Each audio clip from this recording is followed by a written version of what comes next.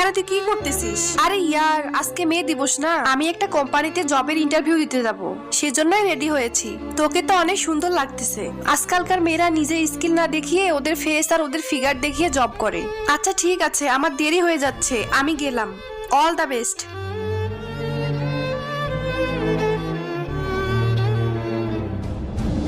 Miss প্রীতি, আপনার সিভিটা তো অনেক ভালো, যেমনটা আমি চেয়েছিলাম, কিন্তু তোমার এটা অনেক বেশি হয়ে গেল না?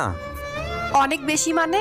এর মানে এটাই মিস প্রীতি, তুমি তোমার বুকের মধ্যে ফ্রুটস ঢুকিয়ে দিয়েছো। সো তোমাকে তো দেখতে সুন্দর লাগবেই। সো তুমি যেটা করেছো না, সেটার জন্য তোমাকে চাকরি দেবো না। স্যার, আপনি কিভাবে জানলেন আমি এগুলো করেছি? আমার কাছে তোমার বান্ধবীর কল এসেছিল। হ্যালো। স্যার, আমার কাছে একটা ইনফরমেশন আছে। আপনার কাছে একটা মেয়ে আসবে প্রীতি নামে, সে